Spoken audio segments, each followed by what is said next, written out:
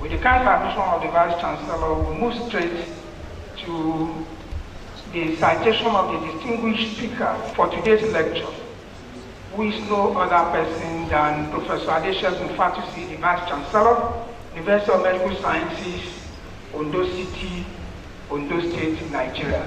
To do that will be our own Dr. Leye Adeomi. Dr. Leye Adeomi, jam your hands together for him and take over the microphone for him and does justice to the citation of Professor Adeshegun Fatusi. Thank you, MC. Please permit me to stand on the existing protocol. I'm presenting to you a Nigerian professor of community medicine and public health who has served in leadership positions within the academia, international development setting, and the civil society for over 2 decades. He is currently he is the Vice Chancellor of Nigeria's first specialized medical and health tertiary educational institution, the University of Medical Sciences, UNIMED, in Ondo State. He was a Director of International Research with the Guttmacher Institute in New York before his appointment to UNIMED. He was also a former provost of our own College of Health Sciences here at Obafemi Awolowo University. Also, he served as the Director of the Institute of Public Health, Director of Population and Reproductive Health Program, and Head of Department, also here at Obafemi Awolowo University in the Department of Community Health.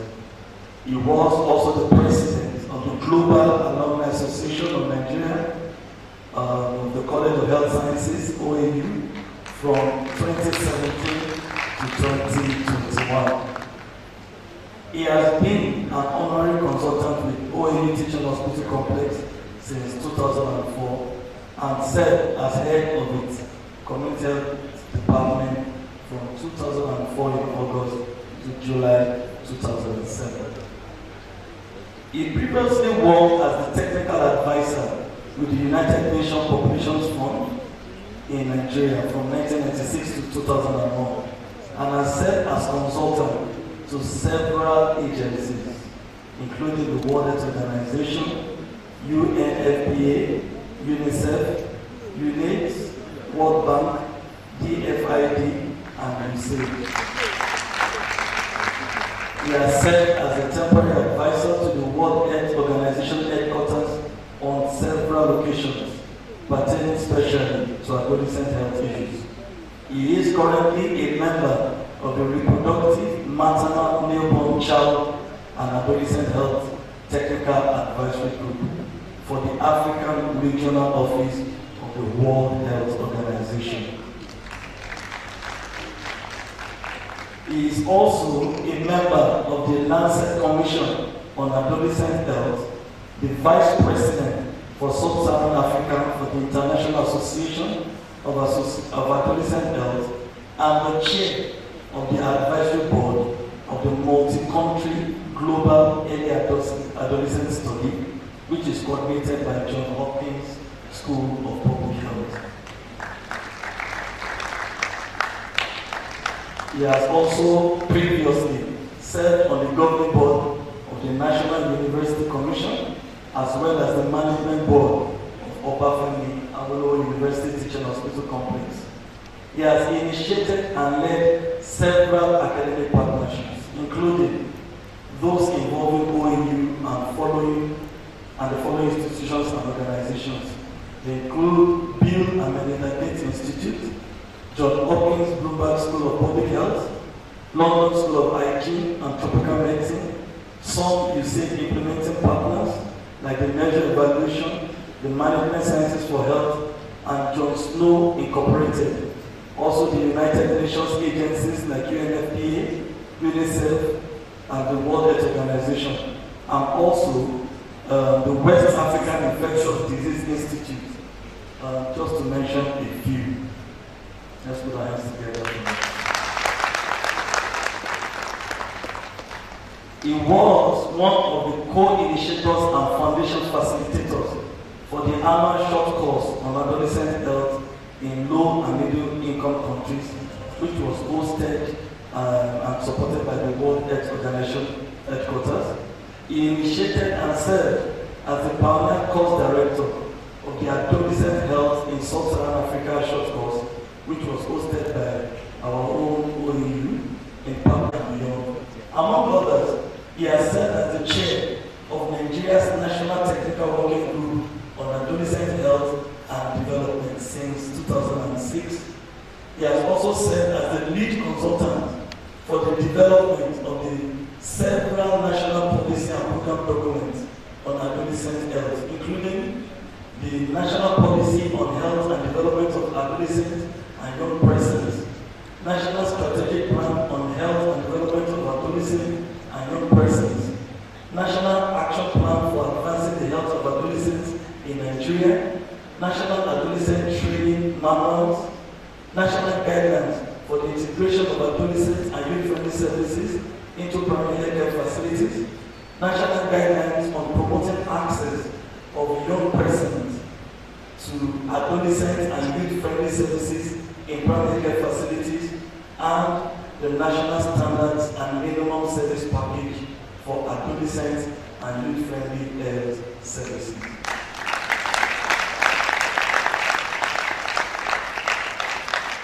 He has led the development of the following sexual, maternal, and reproductive health policy documents: National Policy on HIV/AIDS between 2010 to 2015, Revised National Reproductive Health Policy, National Strategic Framework on HIV/AIDS, Integrated National Reproductive, Maternal, Child, and Adolescent Health. He was a member of the expert study that developed Nigeria's health sector reform program in 2004. The extant National Policy on Population for Sustainable Development and the 2016 National Health Policy. He graduated from Obafemi Awolowo University in 1987 with a Bachelor of Medicine, a Bachelor of Social degree, and with distinction in no other subject than community health.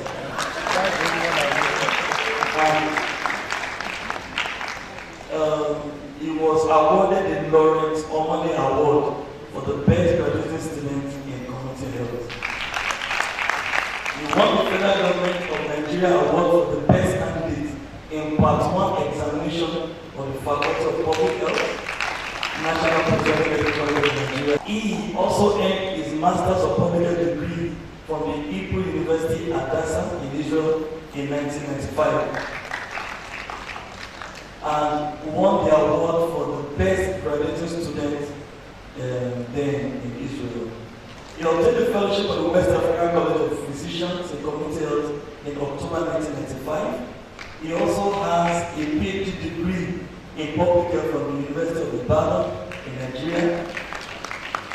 He previously served as training coordinator of the Faculty of Community Health of the West African College of Physicians and a member of the Strategic Plan Implementation Committee for the college.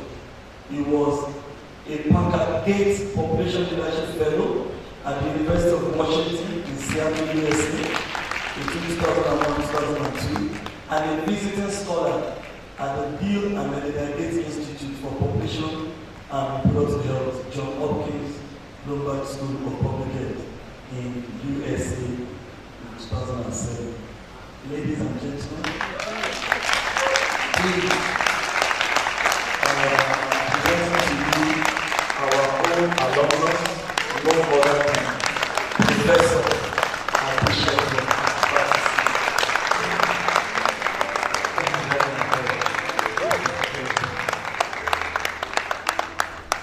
The chairman of the institution, my brother and friend, Professor Rossi, our vice chancellor. April represented this morning. Me with the Vice Chancellor Academy, Professor Bola Abarola. The provost of our college, Professor Kolawole. Let me take your indulgence to adopt the protocol that has been well made.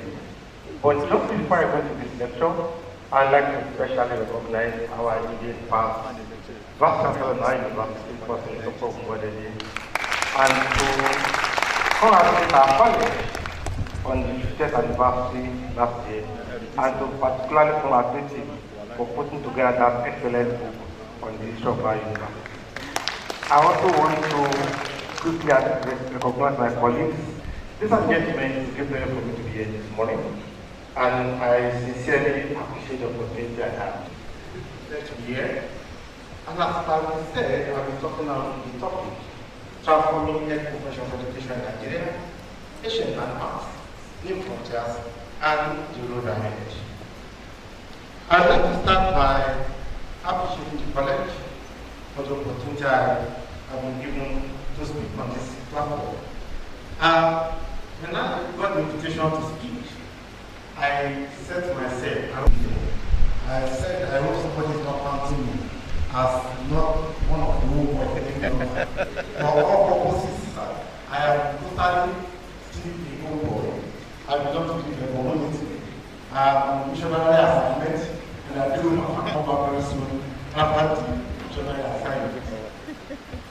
I would like to, on a more serious note, thank the college leadership under our provost, and I'd like to recognize and thank the work that they have done, and the members of the college organization, as well as the leadership of the global alumni under the leadership of my dear friend, Dr. Adede.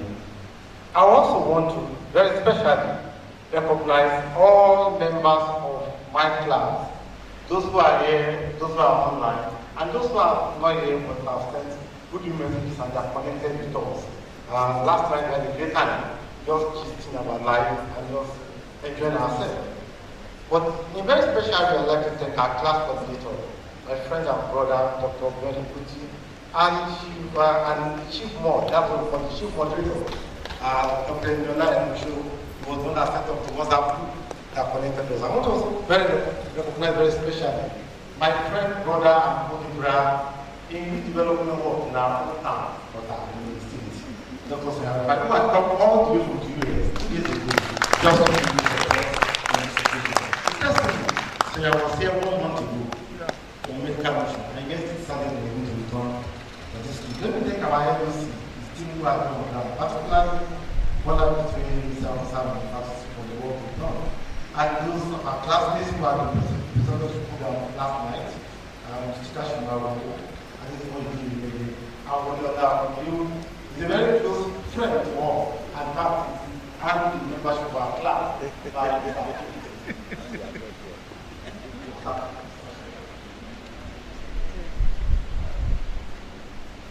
Lastly, before I go to the lecture, I want to thank my Unimed family, and I'm glad that they're here this morning.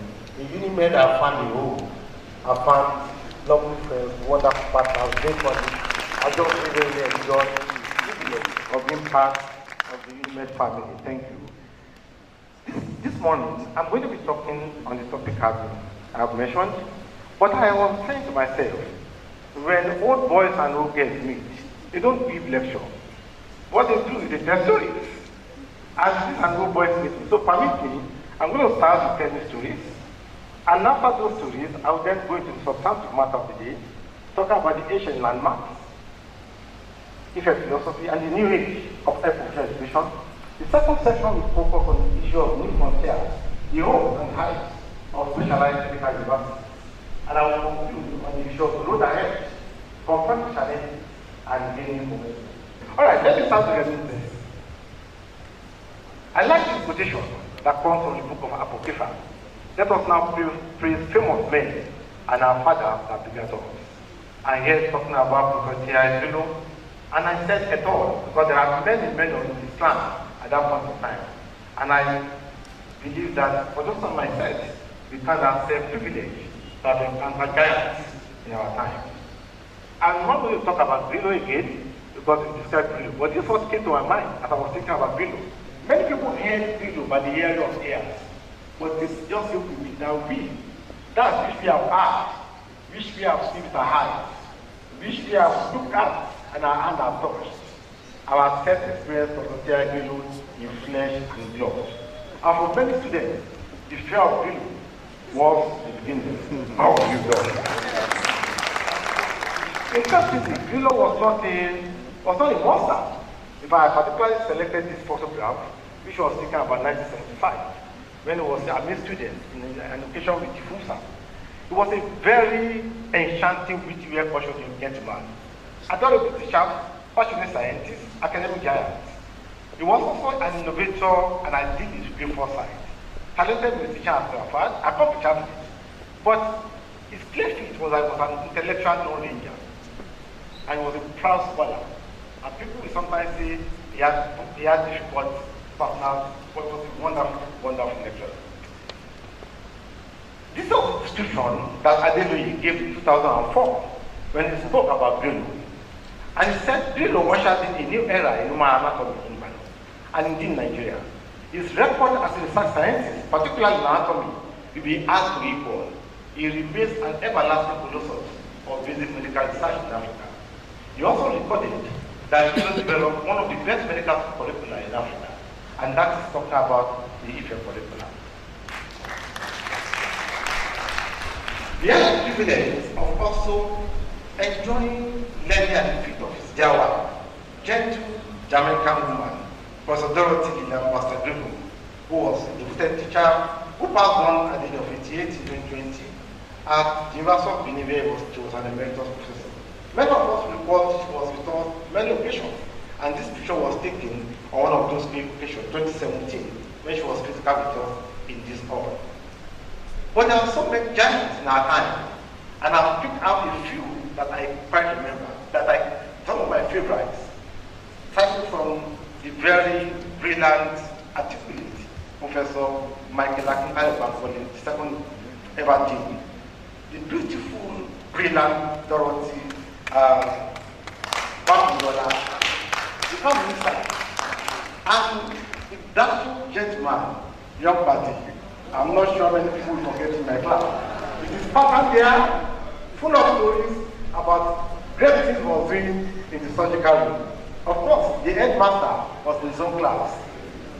Professor Yemon knows everybody. He knows your name. In fact, he probably knows of village.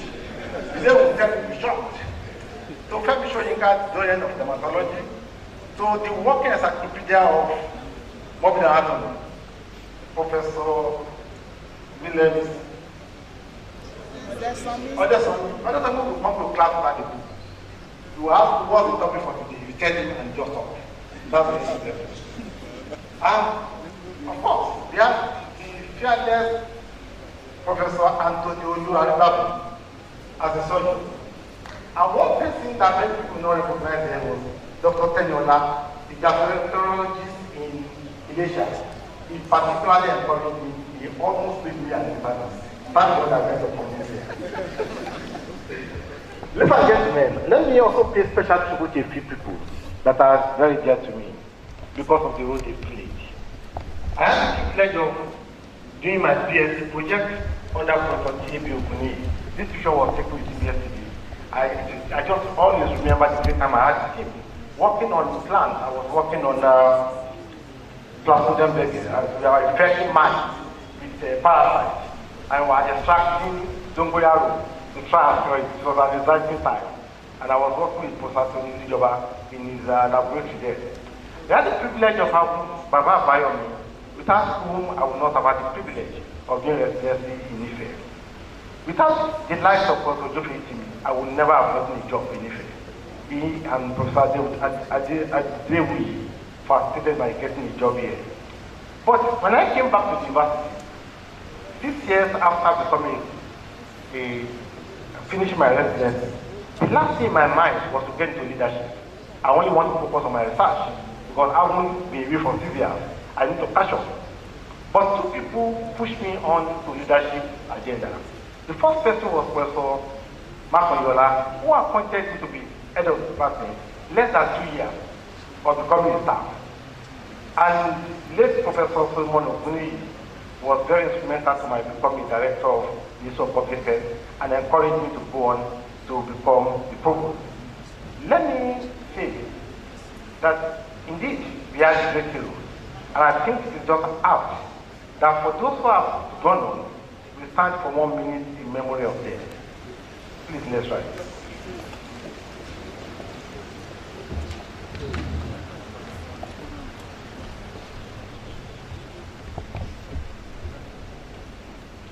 May their gentle soul continue to rest in peace.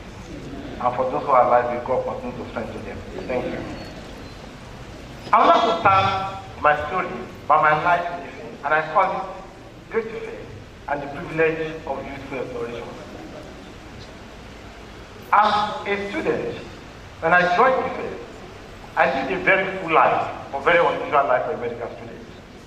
I belong to not less than 7 clubs, head position not less than 12 positions. I started my year 1 being a permanent drinker. That's what brought me to Ife actually. I came from my school where I was studying there for generation in Ife. And I was so awed by the beauty of Ife that I said if I would go to a university, it has to be Ife. I was a commander in manual war. I was in PRO, Steppers Club, that's boys and girls with age. I was an alpha mayor. I was a full-staff treasurer, PRO. I was editor-in-chief. For me, class was boring, particularly because teachers of those days like to dictate notes, and my writing is very interesting. And when I write under pressure, I can't even read. So there's no point coming to class for half of time, but that is very full life, because we are living on campus and it's a great life. But one of the things I took away, as I reflected back, was that those experiences actually were a platform for nurturing me, to learn around emotional intelligence, about relationship, about leadership. And so I'm so grateful to Ife for the privilege I have to learn from here. Like I said, my resident life and professional life found a full expression in what Ife. These are 2 of my favorite places. The amphitheater, where we used to watch film and drama, and the big theater, where I'm always there to watch great plays in Ife. But as I look back, I had 2 major points that I can call my greatest gain in Ife. The first was my encounter with Christ in December 1986, when I became born again, and then I joined the Medical Students Fellowship. The second one was the Ifunsa election of 1982-83. I started to wonder what would it be in an election that would be so fascinating. I'll tell you. The tradition in our time was that the position of VP was reserved for the Air Force students. And that year, Sojaji, brilliant, well known for his brilliance, had come out to contest the election. And one young girl in my class came out to challenge me. And because I had been in political talk before, I was treasurer before, I was an official consultant to my classmates. And we went on that battle, and we lost that election. It was very close. We lost the election. But something interesting happened. We won the war, even though we lost the battle. On one hand, that election announced the political activities and prowess of the young girl in my class. She went on to become the president of Ife University Dental Association and to become the national president for dental students in Nigeria. But I'm giving a greater thing for me. Beyond what I want to say, and I want to ask the man a couple of years ago. 40 years after the election, 40 years after the election, we are still going stronger together. What is this thing I have to do? So part of the lecture, as you think about Grillo and talk about Grillo, one of the things that I keep on reminding myself is that Grillo epitomized vision, innovation, commitment, drive and excellence.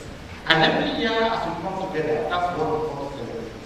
In a society where values are getting developed, in a society where people don't seem to appreciate values, this is what we are called to appreciate and celebrate as basic values: excellence, vision, innovation, and drive.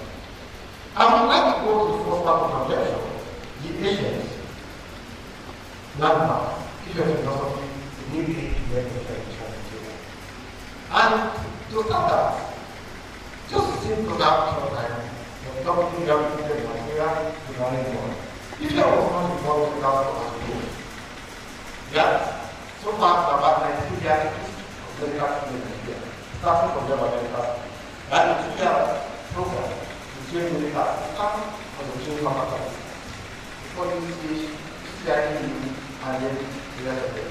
However, they want to take the quality. If you want to class as well, the planning the established officer of the stories we get here in planning and development. I choose them there. However, I'm at Solar, people go like people at Solar will not take for the parties. The anti-commission had recommended 3 universities, but do not want to get. Yes, okay. I guess Western government, Western region, seem to have better because that's a public educational center. Primary education. We were going to go around 12 centers between the couple of years. So, Western region needed how they develop a place that has so much space where you have everything that you need in place. This is the same plan actually many years after. Alright. So this is the plan of the hospital. I doubt if 10 people in this room had ever seen what the plan of the Ethical Hospital was supposed to be. I was listening to Waleola yesterday talking about heliport. This place has an heliport designed for it as far back as the 70s. This was a great plan that was going to be the Ethical Hospital of Ife. Unfortunately, it never happened. When people blame Grillo for his not happening, but just to give a little bit more idea about what this Ethical Hospital has been, and I'm quoting the faculty book. He said, apart from first-class trauma research and service, the Ethical Hospital will feature special services and research in neurosurgery and neurology, cardiothoracic medicine and surgery, pediatric medicine and surgery, plastic surgery and dermatology, otolaryngology, cancer research and therapy, including radiotherapy, nuclear medicine, plasma surgery, renal dialysis. This was in 1972. That people are thinking the way they were thinking. So, why was this the plan? Like I said, people have blamed Grillo that if he had gone to focus on the hospital early, the Western state government will have funded it. That is not true. Like I said to you, even the medical school could not come on in the first 10 years because there was financial challenge. In fact, they found it so difficult to fund this university. It was simply a matter of determination that the Western state government decided was going to go on funding. But let's look at 3 dimensions that define what we did and what our forefathers did in terms of pyramidal approach. Number 1, the educational philosophy. If a philosophy was to train health workers where they will function, the kind of place they will function. So, right from the beginning, they want to train people out there in general hospitals in the primary area, so that when they finish, they can fit into those processes and fit into those locations, be they urban or be they rural. Secondly, socio-political context, the hospital was not going to be like this age, that was just separated from what was happening in town. It was supposed to be the ethical hospital within the network of what is happening in Western region. And finally, the Ministry of Health, to quote Professor Bankoni, did not provide any money for clinical facilities throughout the 10-15 years of the first years of this university. So it was so difficult that there was no any other approach than to be innovative and do a pyramidal based approach in Ife. But interestingly, when you look at Ibadan, it even convinces you more of the logicality of what Ife found out. In a paper written by Emeritus Akindwe, he was talking about the Ibadan experience. It took Ibadan 8 years between when it started medical school and the UCH could be finished. And even at that time, 8 years after, UCH was not finished. UCH was only opened because Queen of England was coming to Nigeria and he opened it without it being completed. And people that went to Ibadan between 1948 and 1952 didn't have their training in Ibadan completely. They had to go to London to go and finish it. People went between 1953 and 1961, even though they finished in Ibadan, could not get Ibadan degree. Because all about it was about the University of London trying to accredit Ibadan UCH the way to award the degree. It was only those who went to Ibadan from 1962 that had. Which was started with Shoyinka. Shoyinka was in 1982 when the 7-year program was scrapped. And that 10-year period, became the period when we started up our 6-year program as a college. The third decade was actually the decade of the formation of our university, our faculty becoming a college, and the early years of the college. The fourth decade, that had the first time an alumnus will be elected as a provost, started with Olabode Balogun, and that passed on to Itako Ngoredi, Solomon Ogbuni, and that period became the period for kicking off the alumni movement and starting the engagement with alumni. And finally, we came to the last decade, which I had been privileged to be a part, Kayode Jajola and Baratope Kolawole, and hopefully we are rolling on to a new decade.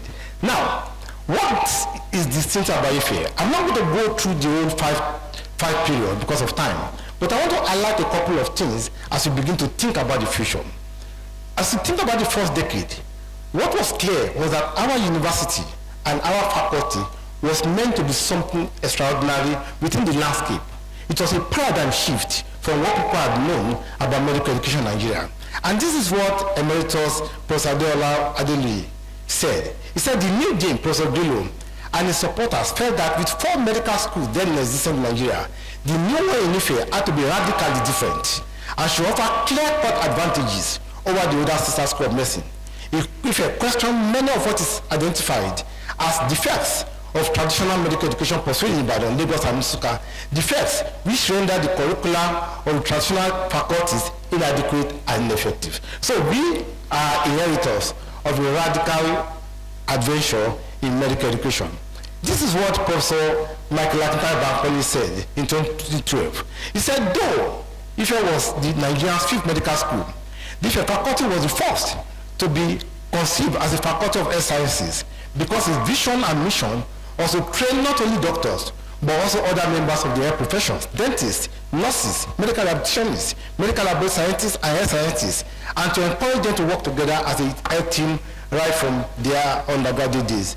By the way, Grillo was not the one that named the faculty of health sciences. It was a committee headed by Professor Bab Fafunwa that said with the addition, with the package that you have, we should not be faculty of medicine, but faculty of health sciences. And so that was the idea, to build a team together that will continue to work in partnership. So if you add a philosophy that adds 4 primary pillars. 1, the health team approach that I just talked about. 2, research training in undergraduate programs. I was in a meeting of West African Health Organization a couple of weeks ago, and there's an argument from the Francophone. Why will you have research in a BSc? I'm like, what? In 2023, far back in 1982-83, in my school, we were doing research as undergraduate students. And that was how foresighted our founders were. The third one was the application of the science of education in health professional education. And the last one was the use of a model of pyramidal network of health facilities in health training. People often reduce Ife agenda to 7-year program. No. The 7-year program was an operationalization. So it's possible to retain the philosophy and retain the tenets, even if you do a program that's not 7 years. But at any rate, we have the 7-year program, and those of us who are graduates of that program, we are forever grateful for having the opportunity to be that program. In the word of Vice Chancellor Oluwasomi in 1973, the new faculty of health sciences, we trained 8 teams together. And I kept on, I'm repeating this because this is one thing that we need to go back to. Our health sector is so divided because we have not followed the path that our forefathers in this school left for us. To train health workers in the right proportion by providing a high-level common education in the medical sciences for 3 years. Let me talk about the aborted dream. As I have said, there are 4 pillars, but I think the pillar that has been most contentious and that have not been, in my opinion, interpreted correctly in historical terms is the one that has to do with the pyramidal use of the pyramidal network of facilities rather than building a teaching hospital at the beginning. The Ife philosophy had a pyramidal approach. I got this by the way. I'm sorry this didn't have the source, but I'm sure it has source in the what is printed. This came from Professor Bankole that he gave me about 12 years ago. It's passed on now. That the idea was there is this smooth connection from one level to the other.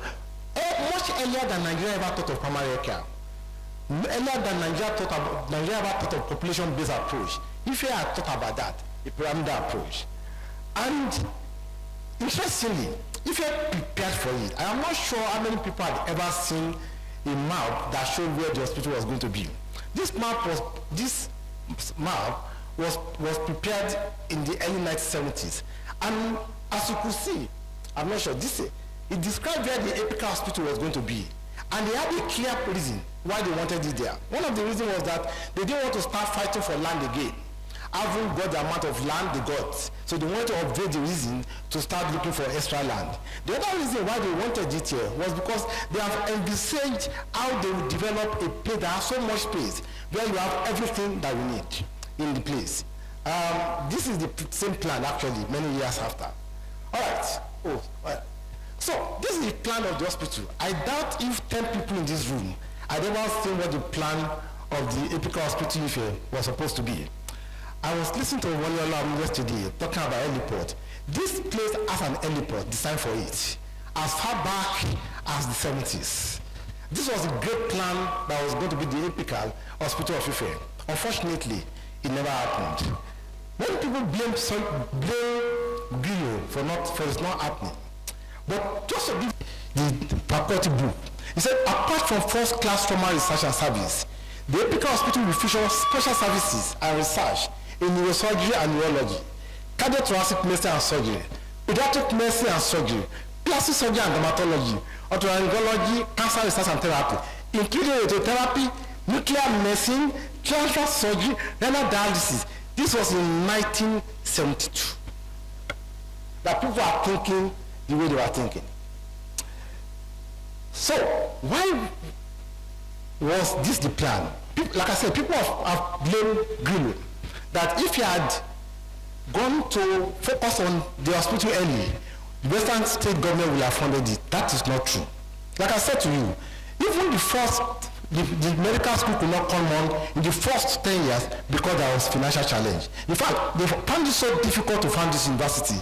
It was simply a matter of determination that the Western state government decided was going to go on funding. But let's look at 3 dimensions that define what we did and what our forefathers did in terms of pyramidal approach. Number 1, the educational philosophy. If a philosophy was to train health workers where they will function, the kind of place they will function.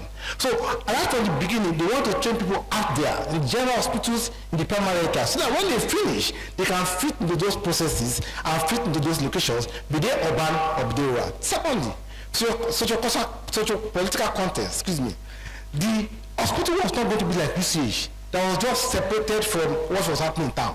It was supposed to be the Epica Hospital within the network of what is happening in Western region. And finally, the Ministry of Health, to quote Dr. Professor Bankole, did not provide any money for clinical facility throughout the 10-15 years of the first years of this university. So it was so difficult that there was no any other approach than to be innovative and do a pyramidal-based approach in Ife.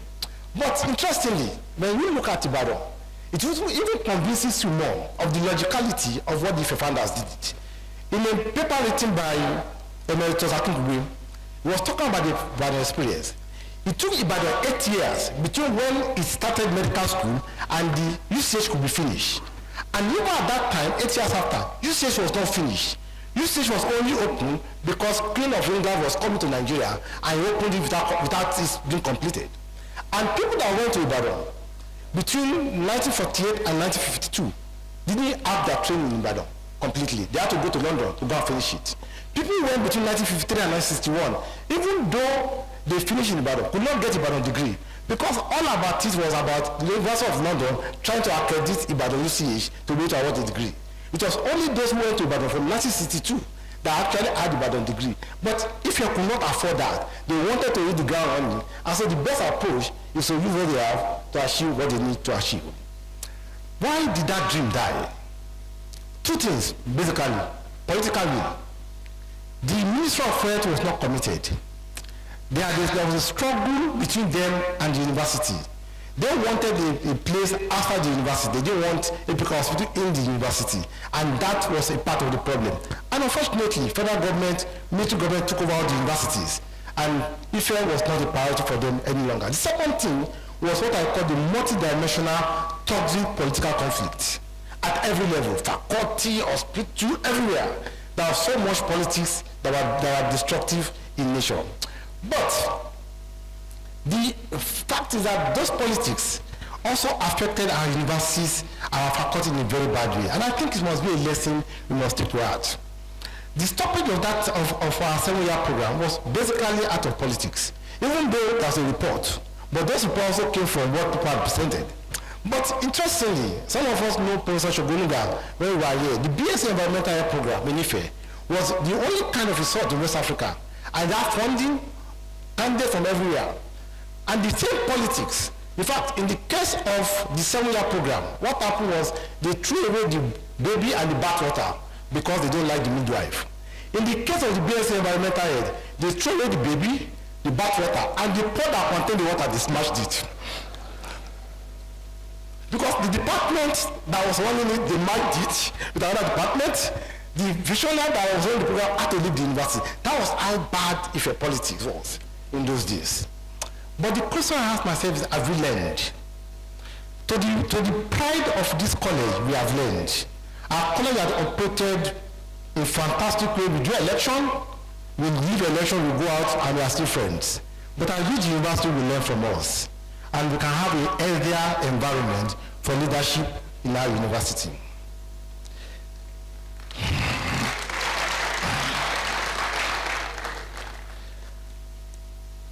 If your philosophy dead, in the book you have in your hand, I describe it as an obanje, because it seems to die, but doesn't die.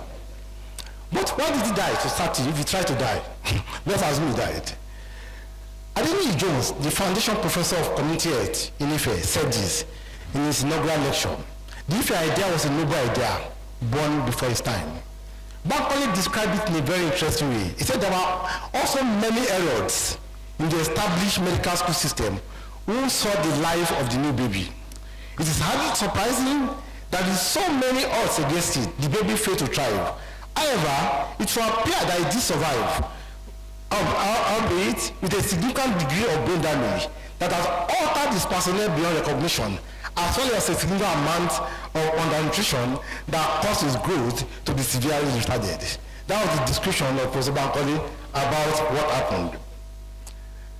Interestingly, a couple of years, many years after that, I had the privilege at that point in time to be the Secretary General of the Society for Public Health Professionals in Nigeria.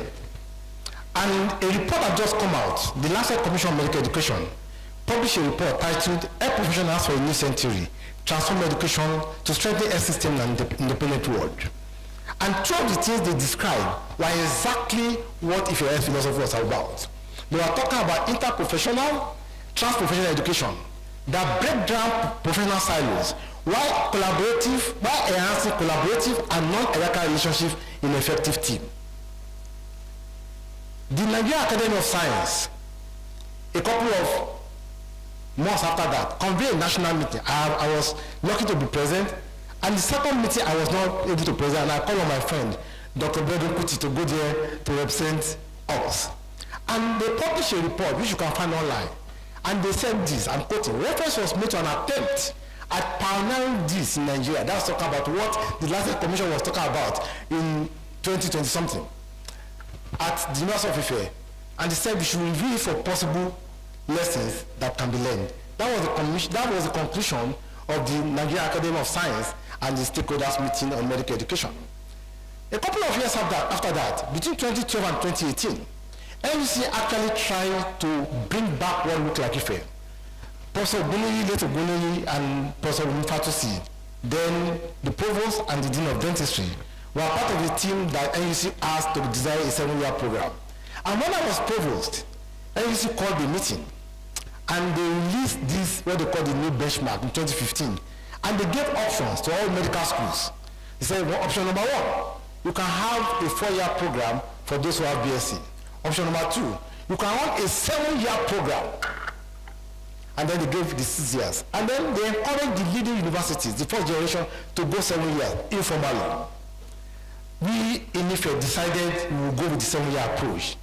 And I remember we had a meeting on 19th October 2015, the College Academic Board. And our decision at that meeting was this, and I'm quoting from the college academic book record.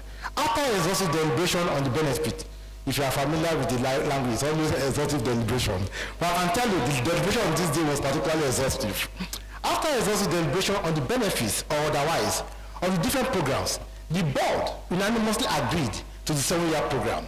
It was noted that such a program was originally initiated by IFE. The new 7-year program, as proposed by NUC, is modeled after the original IFE program. So we are willing to go that way.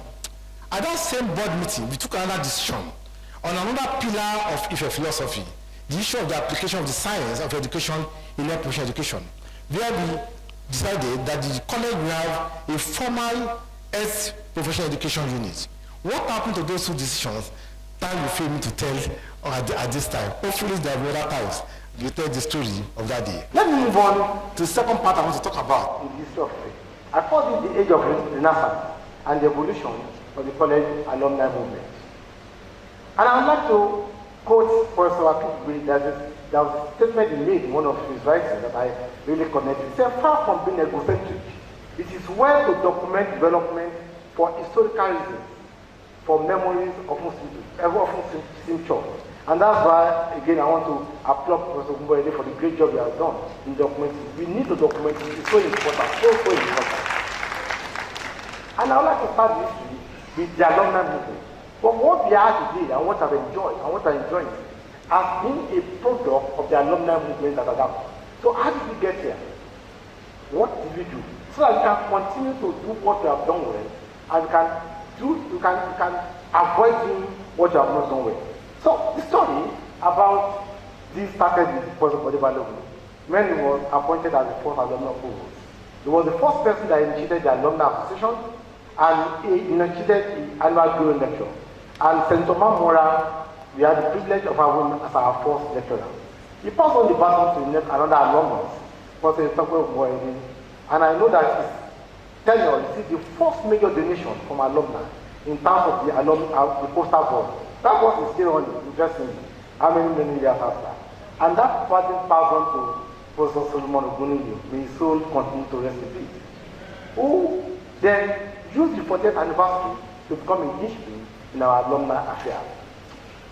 So, we got to those periods, and 2 years in between, we didn't do Grillo lecture because something just went down. But I don't want to talk about that.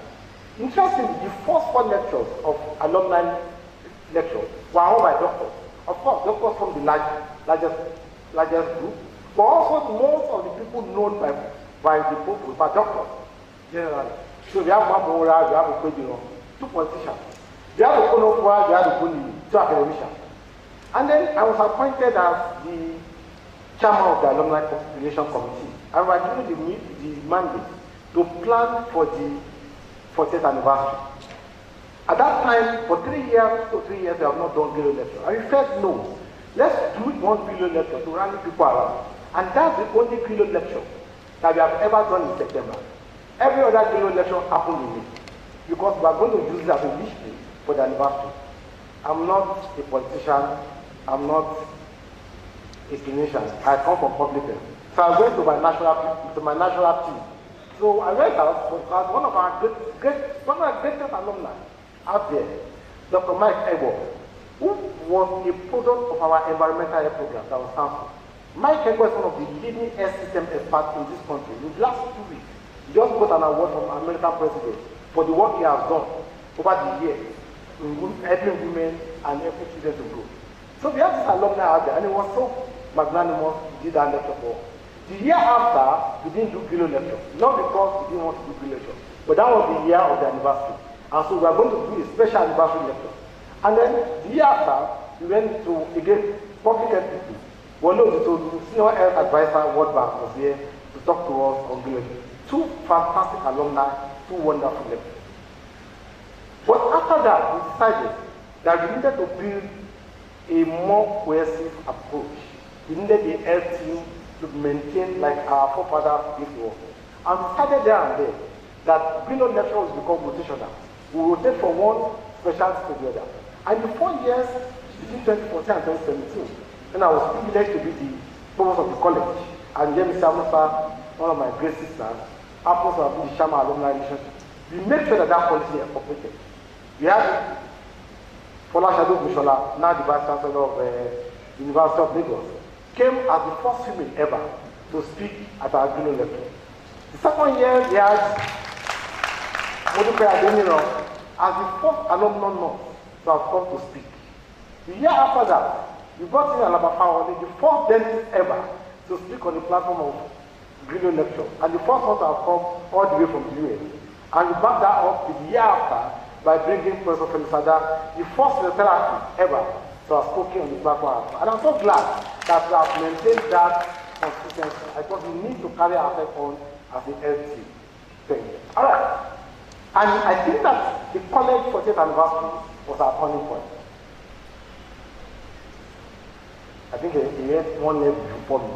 The 40th anniversary was a fantastic. I think it's perhaps one of the most joyous occasions I've seen in our college. Every time I look at this and I see people like Professor Nora Akola dance, I'm like, wow, look at the dancing steps. It was such a great occasion that we had. And we had Professor Bankole to speak to us on our history.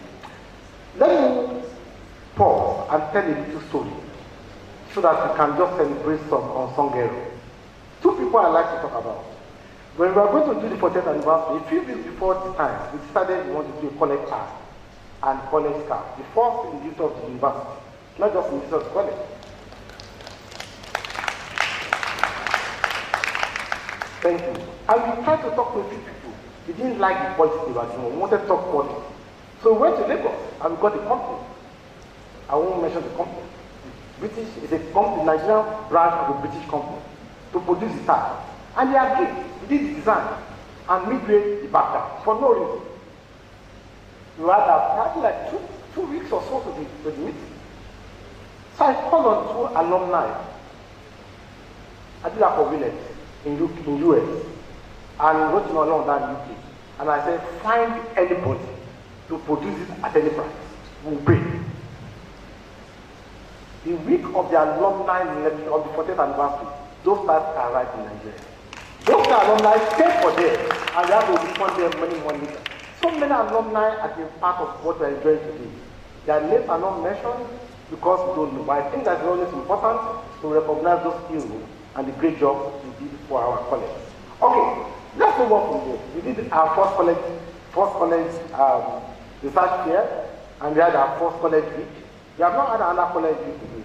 The college week was one week, all the faculties together to organize 1 week event. And, are you okay? My team seems to be having a little problem. Are you fine? Okay. And finally, I think the turning point was what I call the Renaissance comment. And we have documented this experience for 4 years in what we call the shared vision, transforming the vision. Because truly, it was a time of shared vision. It was not a provost, it was not provost office, it was a college. And I'm saying this so that as we go forward, we must revive that spirit. It was a collective attempt to take our college forward, and our college attempt did go forward those 4 years. I have come to become provost with the promise those days. I asked for agenda, ABC. Some people will remember those elections of those days. And I called something building bridges. And this was my promise when I was going for election. I said, I will strengthen linkages with alumni groups worldwide. And that will seek their financial, material, and technical support. Mobilize support for senior hostel project in Asia and enhance recreational facilities in Glory Land State. We did everything we promised, we did and went there. So years by years, then we could not call the accreditation bodies to call. For 4 years, we couldn't call them because our facilities were in bad shape. This was the picture. Go to the next one. This was the picture of our facilities, our MDL2. That was the wall. That was the carpet. But alumni rallied around us and we transformed into what you see on the other side. Professor Okuni struggled courageously and renovated 1 lab.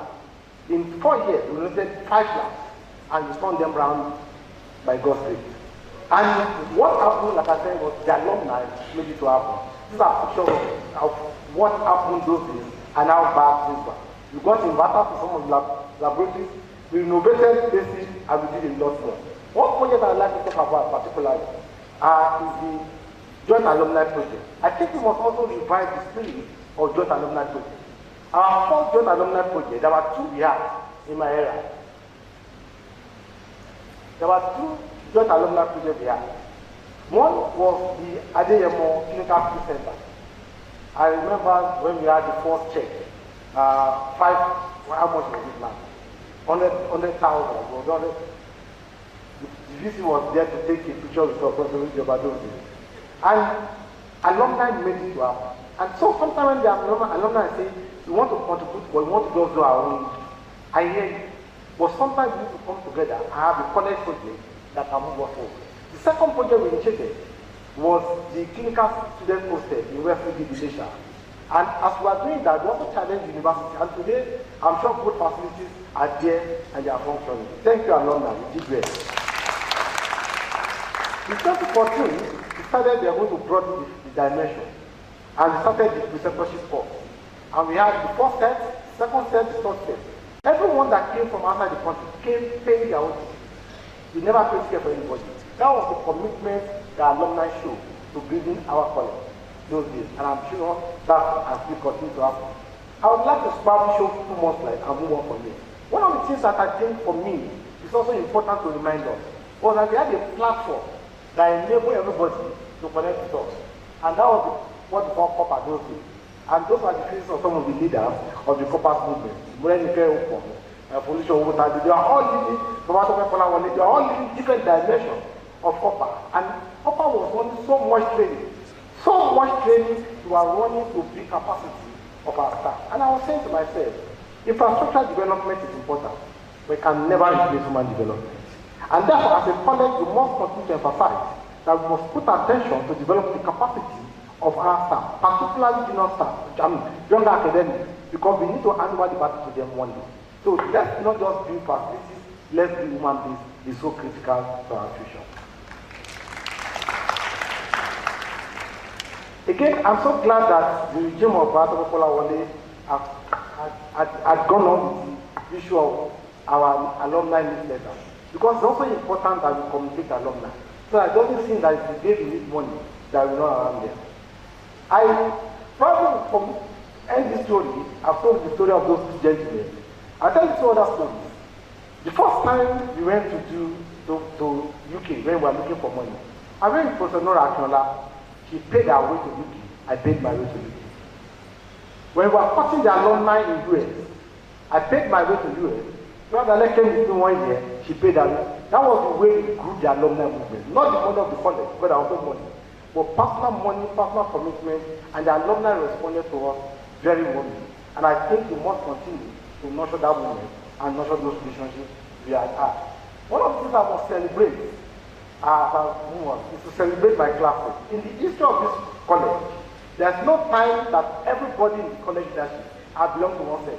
It only happened in 1997. I was privileged to be the vice, to be the provost. Was deputy provost. Ebadi Kibe was the dean of clinical. Imam Faculty was the dean of dentistry. Ruben Fajem was the dean of basic. And then Samba was the chair of alumni group. And one of the things that happened was that we developed, for the first time in the history of the college, we developed a strategic plan. And I do hope that the college will go back to develop a strategic plan to move the college forward. Ladies and gentlemen, I've spoken a lot about alumni, but we are here because alumni are here. Lastly, we move on to developing the global alumni platform. And by God's grace, we got to register with CAC. So it's a corporate register body. And so you can pay to it, you can get tax deductions, and I was privileged to serve as first player. And I'm so glad that we didn't make a medical doctor the second president. He fell on somebody else in another profession. That's the way we are taught to nurture ourselves as a team. Thank you, Mr. President, for the good work you are doing.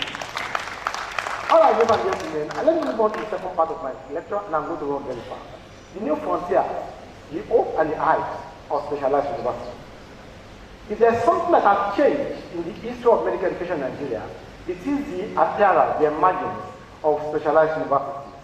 The University of Medical Sciences is proudly Nigeria's first specialized medical and health sciences university. And I always tell people they are the brand ambassador and are the leader of people for that, in principle and in practice. Right now, there are 10 of those universities. And I always tell people, if you have not been successful, nobody will follow us. Interesting, everyone associated with Unimed came from Ife. The first vice chancellor for Sofonova was from Ife. The governor that started this Mimigo was from Ife. The county executive of that town was from Ife. All of them, it's a then goes on. So there are 10 universities of medicine in Nigeria now. But the question is, do we really need this one? What should we future be? Interestingly, it's not only medical school, specialized university that we are seeing. We have also seen emergence of colleges of nursing and midwifery, colleges of dental technology and therapy, college of laboratory technology, health science and medical imaging. I'm not imagining this. I'm telling you the bills that are in the Senate. And we have seen now University of Technology starting medical school, like it's happening in Akure, or University of Technology running specialized medical program, like it's happening with Futo Innovation. And these are the moments we are, the new frontier. What does this portend? In my opinion, I think I can best summarize my answer in the words of Charles Dickens. It was the best of times. It was the worst of times. It was the age of wisdom. It was the age of foolishness. It was the epoch of belief. It was the epoch of incredulity. It was the season of light. It was the season of darkness. It was the season of hope. It was the winter of despair. That is where we are today in the epoch of education in Nigeria. And I will illustrate that very quickly in the next few minutes. I think that all around us, there is a new epidemic. It's called constitutional project institutions. And people argue and say, we need more doctors. I agree. We need more nurses. I agree. But the question we have not asked is, at what cost? And what is the cost efficiency of starting a new university to produce doctors or nurses? And that's the question I will give it in a moment. The first question in my mind is this: what's the rationality of the federal government that has failed to adequately fund its existing universities and their medical schools, going ahead to establish any new university, specialized medical or otherwise? They are struggling with funding of what you have, and yet they are trying to establish them. What sense does it make? But the reality, as we think about it, imagine that each of the new schools got 5 billion. Imagine that that money, 15 billion, was shared at the cost of 2.5 billion for each of the 6 oldest medical schools. What our medical schools will cost. Or if you share 1 billion to 13 universities, they will produce doctors and nurses at a faster rate because they have what they need already. But now you have to start building a Senate house. You have to start looking for teachers that don't exist and all that and all that. So in a way, you must ask yourself those questions truly about where we are in Nigerian health sector. But people say the more the merrier. Maybe the more the mockier is what we should be talking about when it comes to university. Let me explain something to you perhaps that's not often clear to outsiders. The fact is this: Nigerian universities today run on the power of platform, essentially. Because somebody will tell you that's what the only way is to get money, to do anything. And when you establish a new federal university, what happens is there's an amount of money to be shared. The amount that comes to each university becomes lower automatically. So any new medical university or any new whatever university is a danger to existing universities. And that's why all of us must come to a conclusion about how and why you must stop this epidemic of universities. Interestingly, when you start a state university, it doesn't touch that money. Because even if you are 10 of you, they won't give one of you a year. But if the federal government establishes 10 universities in a year, all of them will get money. In fact, in third fund regulation, they are not supposed to give money to an institution that has not started on academic programs. But you give money to all new universities, even when they have not admitted any students. So, I said this, that there is danger ahead when you think about the issue of consensus projects. I am not going to read through this because of time. But let me bring part of this. The Punch editorial of 2016 said, that these days, universities are in the communities of the head of the organization. This is absurd. End of quotation. But perhaps one of the most interesting stories I have found in this season of incredulity is the case of Don. I think it almost sounds like Don. A university that was started with public funds by a sitting governor who named it after himself and called it King David University. So that nobody will realize that it was going to be named after him. Shortly after, he named it King David University of Medical Sciences. And then negotiated the federal government that took it over. And they changed the name, and they announced it with so much fanfare. And they changed the name from King David University of Medical Sciences to David University what a change of name.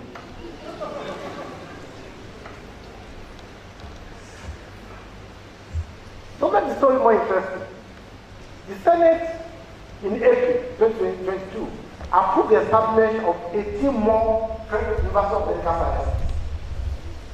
And as of May 2023, the National Assembly has about 210 bills to establish new educational institutions, including 20 bills seeking to establish colleges of nursing and midwifery. And this was a very interesting commentary that came by the journalist. He said, the Senate again advanced its pension for mediocre intervention. It is passage of a bill authorizing the establishment of a federal university of medical science and biomedical technology in each of the country's geopolitical zones. How thoughtless. Come at the time when the country is close to bankruptcy and the government borrows to pay salary, the approval is back. It is shameful that the Senate and the National Assembly have turned special institutions into political games. And that's what it is going to be when it comes to them as well.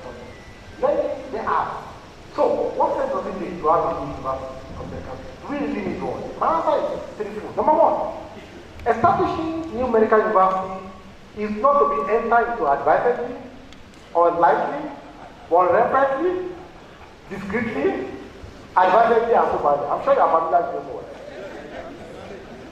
With 50 poorly funded federal universities, federal government of Nigeria has no business establishing any university of any sort.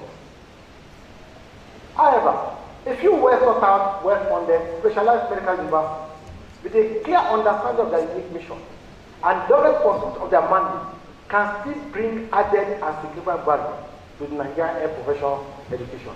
I further ask yourself, what does that mean? Let me say this. The greatest value of medical university is not to produce just more doctors. No. The greatest value, in my opinion, and I will read what I've put down. The greatest value that the specialized medical and health university brings to the Nigerian landscape is the potential to recognize and uphold the ancient landmarks and with a passion for excellence, chart the path for a transformed future.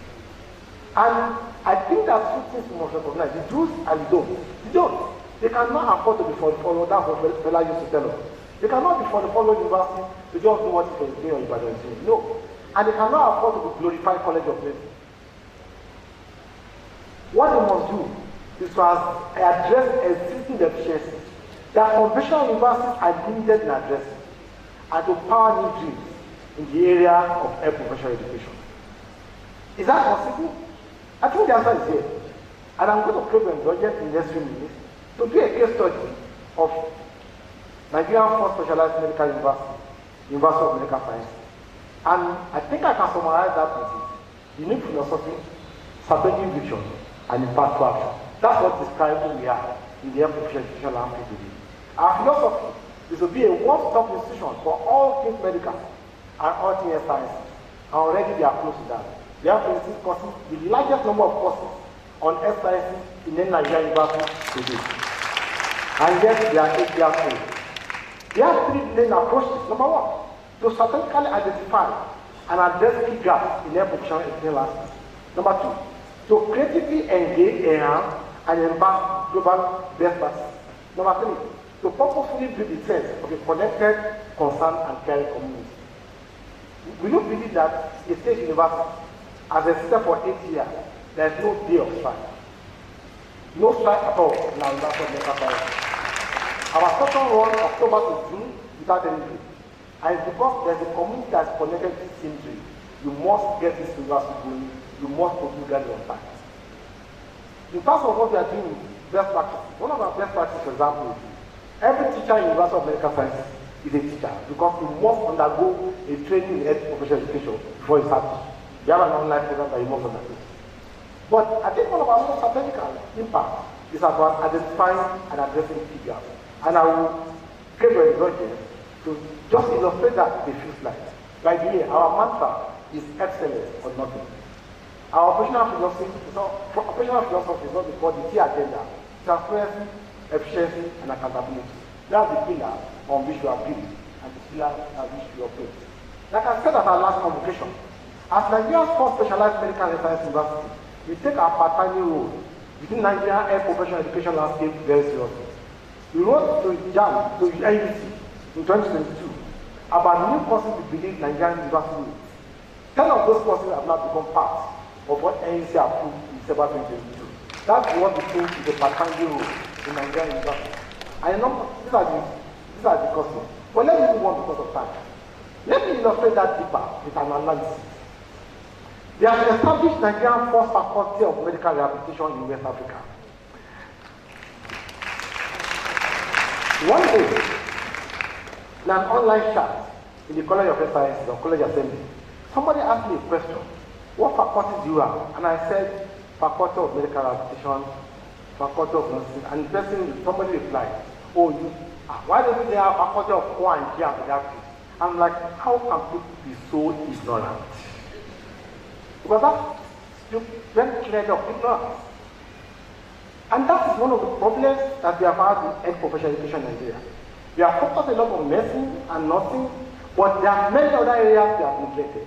Because people just think, who are they and what are they doing? If you read the WHO document, you want report on that disability, you tell us that the growing needs in rehabilitation services is perhaps the greatest in the world, out of any field. And only 3% of people who are living in low and middle income countries are able to access rehabilitation services because they don't exist. There are no workers in that field. They have established a faculty of medical rehabilitation that has 4 departments: physiotherapy, occupational therapy, audiology and speech therapy, prosthetic and orthotics, and there are 5 degree programs they are in. Nigeria, according to the current policy, has less than 5 clinical audiologists and 4 speech therapists in the entire country. So is there no rationale? Why would they run training program for 93 years of medical education and nobody is thinking you need to train audiologists or train speech pathologists? There are 10 universities running physiotherapy program in Nigeria. There are 400 institutions running nursing program in this country. 400, including 43 departments in university. There are 45 medical schools in our country, but only 10 people are running physiotherapy. And as you and I get older, we need physiotherapists more than anybody else. As you see all the injuries happening around us, we need physiotherapists more than anybody else.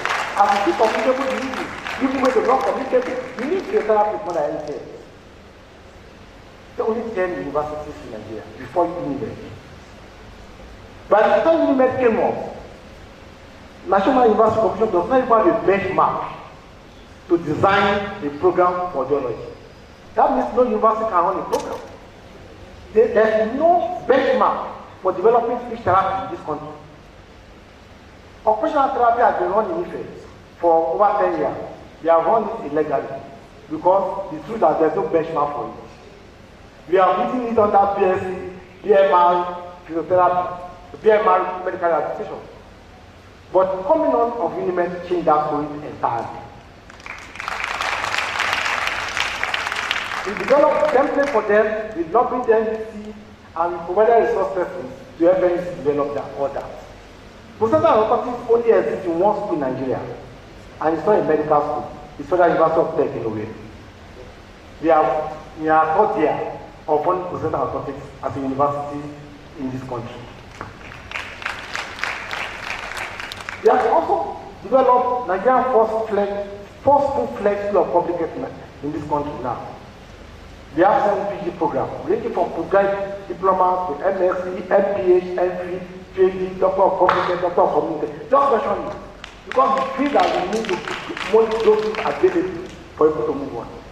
And I'm glad to announce that we have a partnership with the African College of Surgeons. In October, we are starting our PhD in clinical sciences, PhD in surgery, PhD in medicine, PhD in laboratory sciences, and PhD in dental sciences. That is the niche that a specialized university can fill. What the computer university are not addressing, they have stepped into address that. Today, they are running a Master's of Science in Health Law and Policy, in second year now. Lawyers, doctors are on our program, running Masters in Health Law and Policy.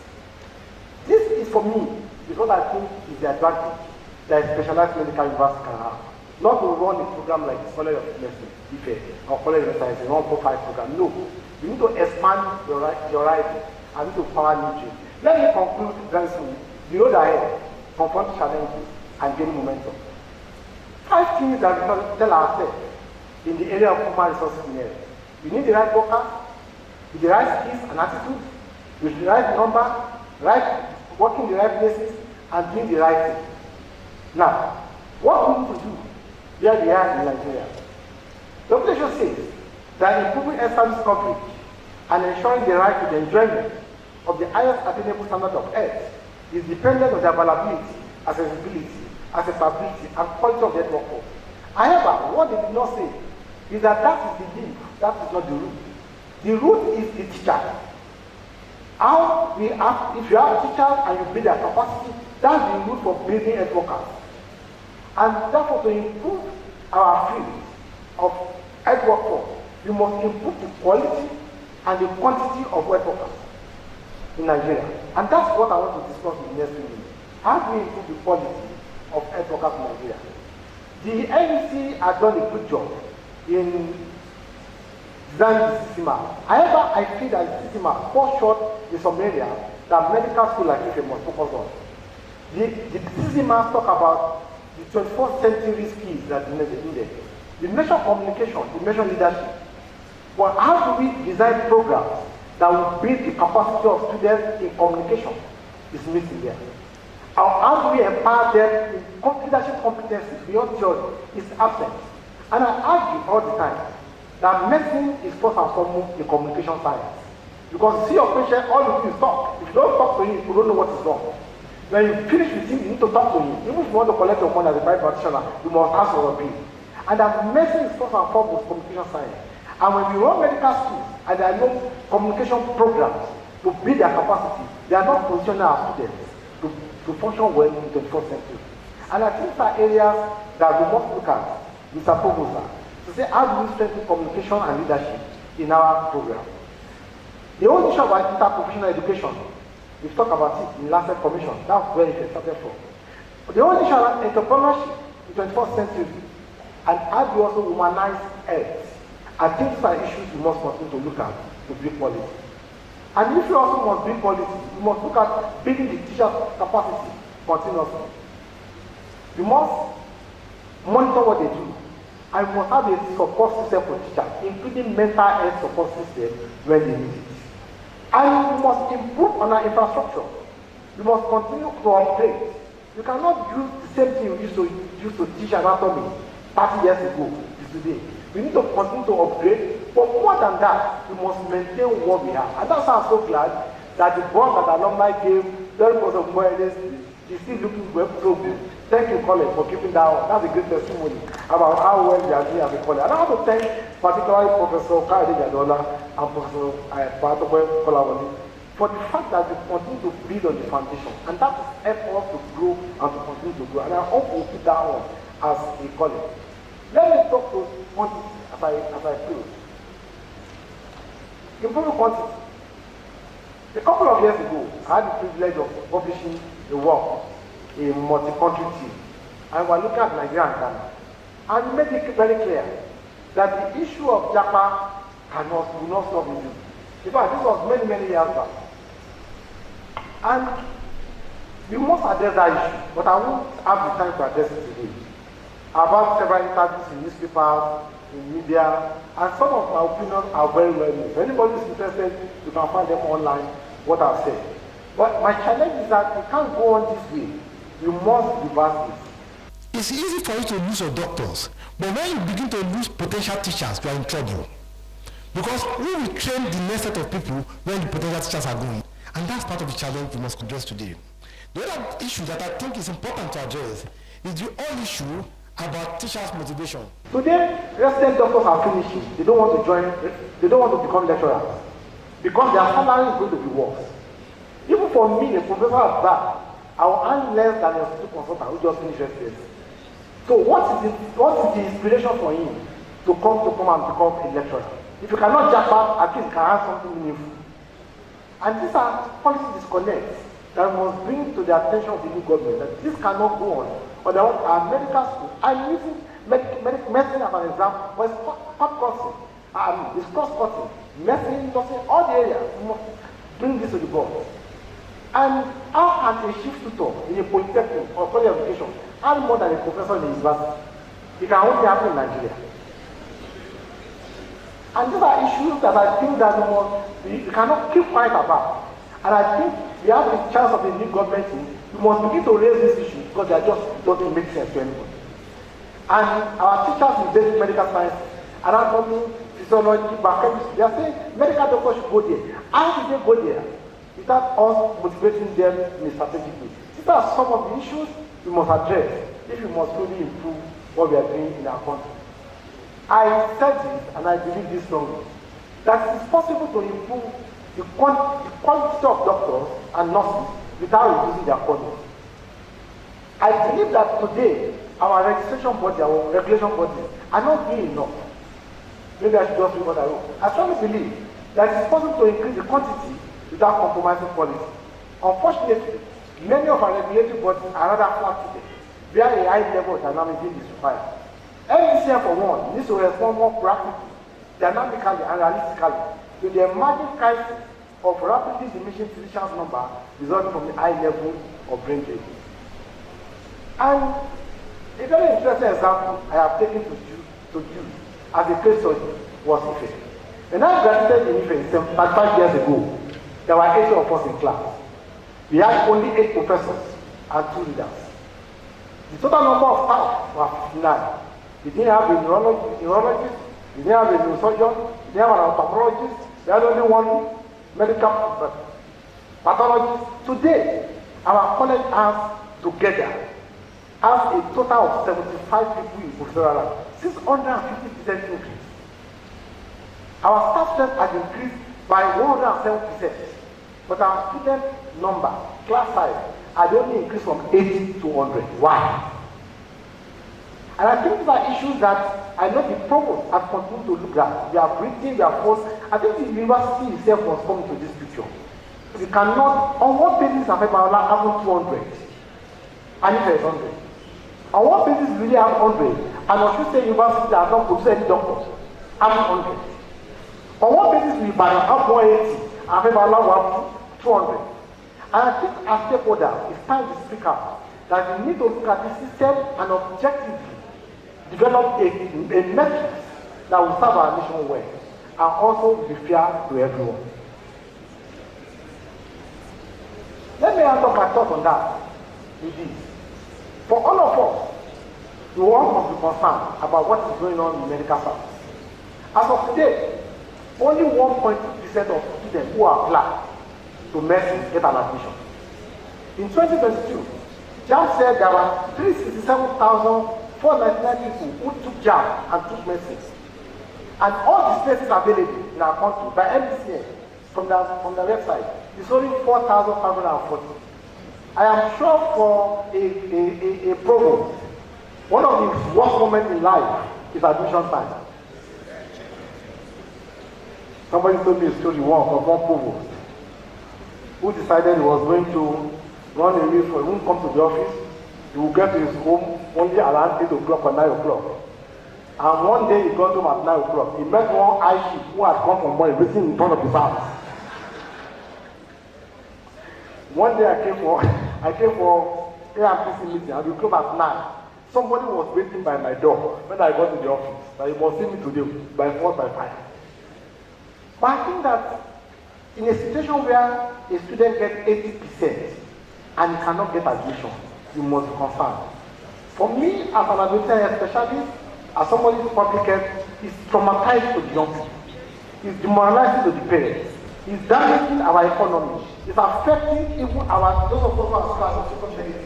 And that's why I think that we must not keep quiet to rise and say, how can we to create more for us in this problem, particularly in the area, so that we can replace those areas. Let me conclude this again. As I conclude, a couple of things went through my mind to offer some advice for the nation and what we can do differently. But I ended up saying to myself, I think I'll focus on issues my own way. As we move beyond our 50 years and move to the next new decade, what do we do? Let me say again, congratulations to us. 50 years, we've done well. We've done well. We've done well. It's time to set our focus for the better future. And we need that we must learn from our past. And that's why one of the things I want to do is to drop 7 useful lessons that we must focus on as we go to the future. Number one, toxic politics and camp culture have disastrous consequences that damage our university significantly. Damage our college impact. We cannot afford it. When we see people who are politicians, who are taking of the disease, let's make sure we support them. We need people who can bring the community, who can bring the future, not those who can support them. Number two, consolidation and continuity make for consistency in progress. For somebody who started the movement, or when they took it, or when they took it, I took it, or and from step to step that continue.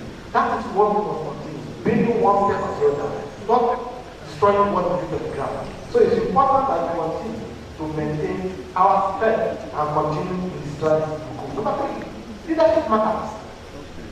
And as a college, we must not be emotional person. We need the best material to provide our leadership position to give us the drive and the result that we need. We cannot compromise.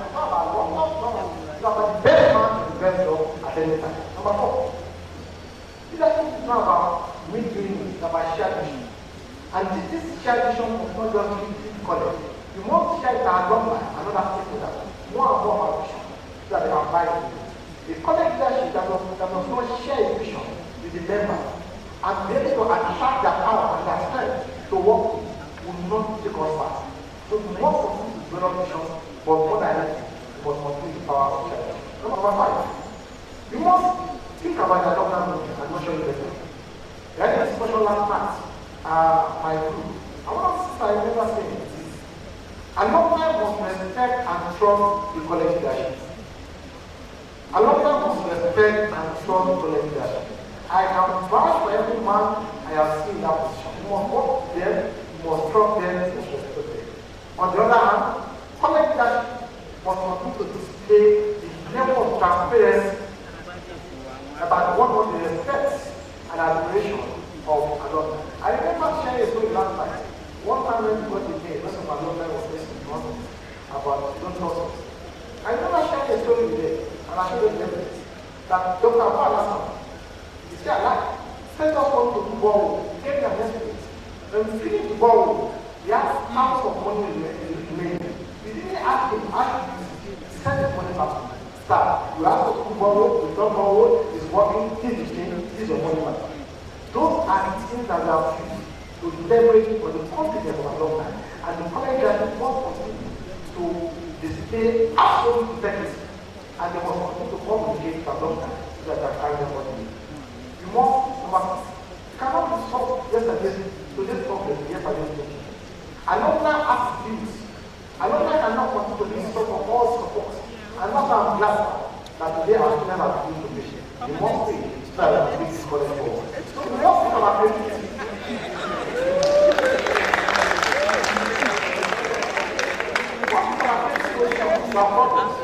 You must think about innovation. You must think about how we can do different to make a difference in what we do. Finally, in all at the college, excellence must be our work. These are the gentlemen, let me take this with you.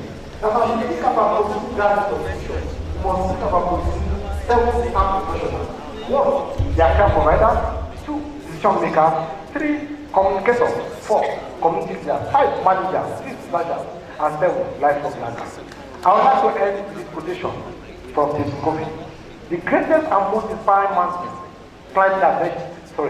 greatest and most inspiring mountain climbing achievement in history are not so much stories of individual achievements, but are stories of the extraordinary power of a unified, talented, prepared team that stays loyally committed to one another and to their shared vision together. Together they are better, they are stronger. To the King of the ages, the immortal, invisible, the Holy God, we honor, glory, and favor. Thank you very much for your attention.